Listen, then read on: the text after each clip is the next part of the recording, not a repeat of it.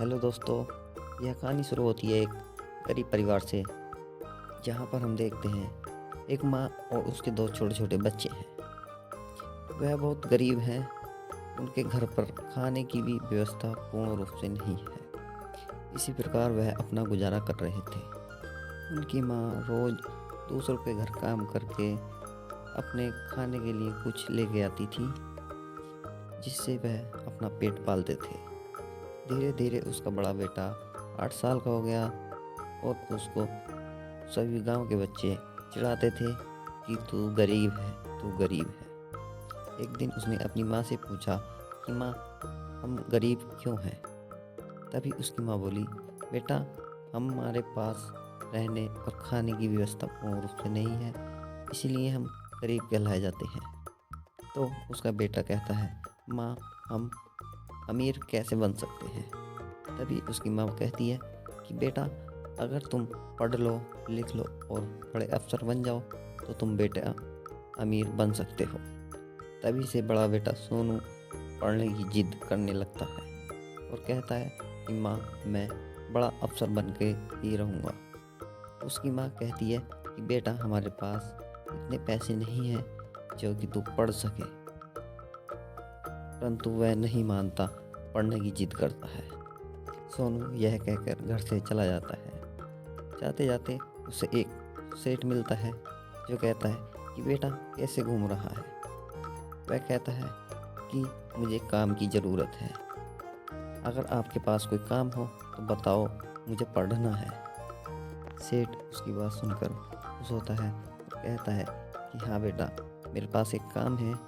तुम्हें सुबह सुबह उठकर सभी के घर अखबार बांटने होंगे, जिसके मैं आपको हर माह 20 रुपये दूंगा, जिससे तुम अपने स्कूल की फीस भी भर सकते हो और अच्छे से कपड़े भी पहन सकते हो। वह बच्चा बहुत खुश होता है और दौड़कर घर जाता है और सारी बात अपनी माँ को बताता है, जिससे माँ भी खुश होती है और कहती है, ठीक है बेटा, जैसी तेरी मर्जी, तू पढ़ ले। और वह अगले दिन ही काम पर लग जाता है। सुबह को अखबार बांटता और दिन में वह स्कूल जाता था। दिक्कतें अभी भी ख़त्म नहीं हुई थी। वह स्कूल में जाता तो उसको उसका क्लासमेट मोहन नाम का लड़का उसको बहुत चिढ़ाता था। कहता था कि अखबार बॉय आ गया, अखबार वाला आ गया, अखबार वाला, अखबार ले लो, अखबार। वह उसको दिन भर चिढ़ाता रहता था। इतने चिढ़ाने के बावजूद भी वह सोनू उसको कुछ नहीं कहता था, क्योंकि उसे पता था, मैं अखबार बांटकर ही कुछ कर सकता हूँ। कई बार तो उसके क्लासमेट उसको पीट भी दिया करते थे, परंतु वो सब सहन करके चुप रह जाता था। कुछ समय के बाद उसकी माँ भी गुजर गई। अब वह दोनों भाई बचे थे, जिसका बोझ भी उसके सिर पर आ चुका था। अब उसे पढ़ना भी था और अपने भाई को पढ़ाना भी था। वह अपने साथ साथ अपने भाई को भी पढ़ाता था। सारे घर की जिम्मेदारी उसी पे आ गई थी, जिस कारण उसकी पढ़ाई भी अब ठीक से नहीं होती थी। उसे घर का काम भी करना होता था, अपने भाई को स्कूल भी छोड़ना था और अपनी पढ़ाई भी करनी थी और सुबह उठकर अखबार भी बांटने थे। वह धीरे धीरे सारे प्रोसेस करता गया। उधर उसका IAS का एग्ज़ाम भी आ गया था और उधर उसका छोटा भाई गलत आदतों में पड़ गया था। उसको शराब पीना, जुआ खेलना, ये आदतें लग गई थी, जिस कारण वह और भी परेशान रहने लगा और उसकी तैयारी भी ठीक से नहीं हो रही थी। आखिर वो दिन भी आ ही गया जिस दिन का उसे इंतज़ार था। आज उसका पेपर था और उसका छोटा भाई दारू पी के पड़ा था।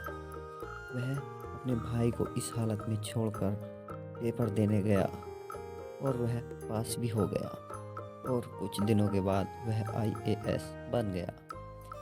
जब वह IAS बनकर गांव में आया तो उसको वही लोग जो कभी स्कूल में चिढ़ाते थे कि अखबार वाला आ गया, उनकी आदत अभी भी नहीं गई थी।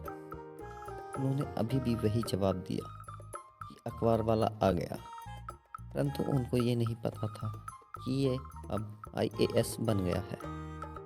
उसे उस दिन बहुत गुस्सा आया और उसने कहा कि भाई ऐसा मत करो, हमें मत चिढ़ाया करो, वरना एक दिन तुम पर ये बहुत भारी पड़ेगा। वो लोग उसको अभी भी वही गरीब व्यक्ति मानते थे और उससे नहीं डरते थे। इसीलिए उसने 2 कांस्टेबल को बुलाया और उनको थाने ले गया। थाने पहुंचकर उन्हें पता चला कि ये अब गरीब नहीं है, ये अब आईएएस बन चुका है।